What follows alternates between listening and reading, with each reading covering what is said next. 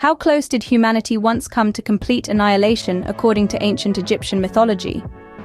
This is our intriguing question today. The answer is hidden within the tale of Sekhmet, the formidable lioness goddess of war and destruction.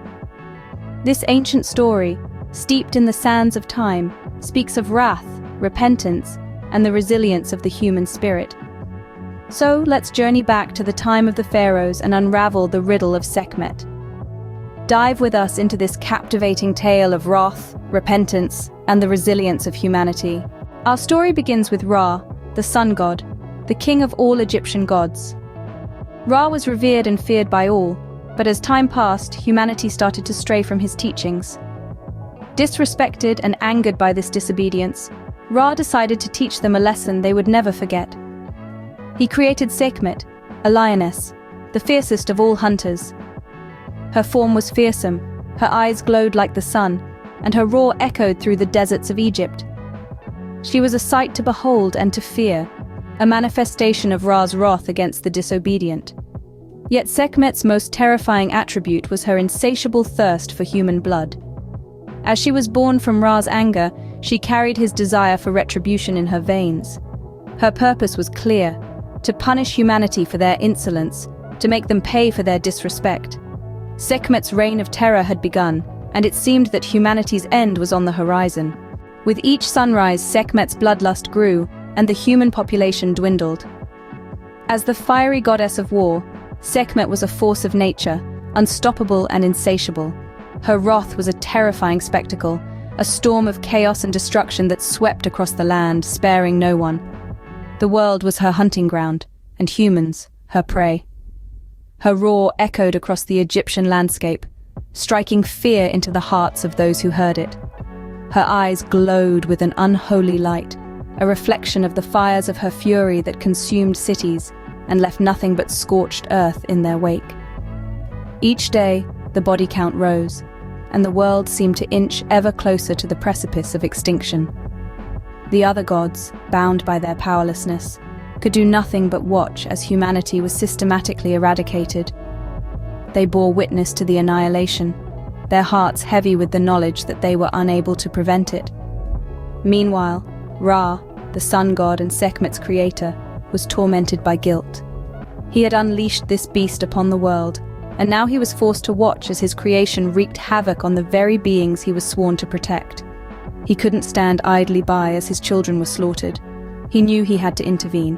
He knew he had to save what was left of humanity. In a desperate bid to save humanity, Ra devised a cunning plan. What could possibly trick a goddess of destruction into ceasing her deadly rampage? In the face of annihilation, Ra, the sun god, hatched a plan as brilliant as the morning sun.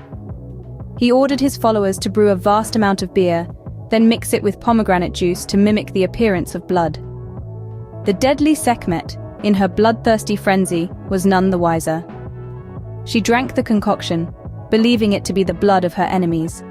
The beer, potent and overwhelming, took hold of Sekhmet. She became drunk, her rage subsided, and she forgot her deadly mission. As the intoxication seeped into her divine senses, she fell into a deep, dreamless sleep. In this slumber, the goddess of destruction was tamed, her rampage quelled.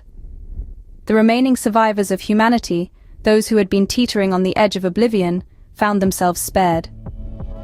And so, through cunning and repentance, humanity was saved from the brink of annihilation. The tale of Sekhmet serves as a chilling reminder of the destructive consequences of disrespecting the divine. This powerful myth, ingrained in the fabric of ancient Egyptian culture, underscores pivotal aspects of their belief system. Sekhmet's wrath, spurred by humanity's insolence, paints a vivid portrait of the price of disrespect. Yet her redemption, her transformation from a force of annihilation to a symbol of protection, encapsulates the equilibrium of justice and mercy the Egyptians revered. The myth of Sekhmet is not just a tale of divine retribution, but a testament to the delicate balance that ancient societies believed was essential to maintain order.